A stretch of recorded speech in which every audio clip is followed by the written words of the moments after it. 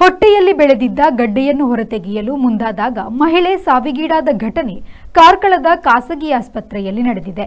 ಇದರಿಂದ ಆಕ್ರೋಶಗೊಂಡ ಬಂಧುಗಳು ಆಸ್ಪತ್ರೆಯ ಮುಂದೆ ಜಮಾವಣೆಗೊಂಡು ತಮ್ಮ ಆಕ್ಷೇಪ ವ್ಯಕ್ತಪಡಿಸುತ್ತಿದ್ದಂತೆ ಪೊಲೀಸರು ಮಧ್ಯ ಪ್ರವೇಶಿಸಿದ್ದಾರೆ. ಬುಧವಾರ ಸಂಜೆಯ ವೇಳೆಗೆ ಈ ದುರ್ಘಟನೆ ನಡೆದಿದೆ. ಸಾಣೂರು ಮೂಲದ ಮಹಿಳೆ ಜುಬೇದಾ ಎಂಬುವರು ಪ್ರಾಣತೆತ್ತ ಮಹಿಳೆ. ದಾವತ್ ಹೋಟೆಲ್ ಪರಿಸರದ ಬಾಡಿಗೆ ಮನೆಯಲ್ಲಿ ವಾಸವಾಗಿದ್ದ ಜುಬೇದಾ ಅವರು ತೀವ್ರ ಹೊಟ್ಟೆ ನೋವಿನಿಂದ ಬಳಲುತ್ತಿದ್ದರು.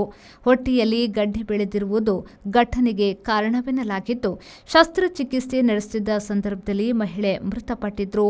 ಇದರಿಂದ ಆಕ್ರೋಶಗೊಂಡ ಮಹಿಳೆಯ ಬಂಧುಗಳು ಹಾಗೂ ಗ್ರಾಮಸ್ಥರು ಆಸ್ಪತ್ರೆಯ ಮುಂಭಾಗ ನೆರೆದು ಆಸ್ಪತ್ರೆಯ ವಿರುದ್ಧ ತಮ್ಮ ಆಕ್ರೋಶವನ್ನ ವ್ಯಕ್ತಪಡಿಸಿದ್ದಾರೆ.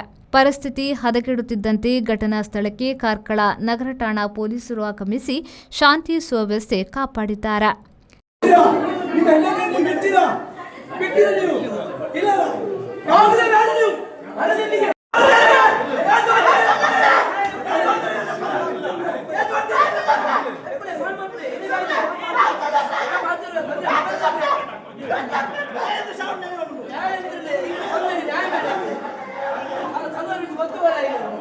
KM Khaleel, V4 news, Karkala.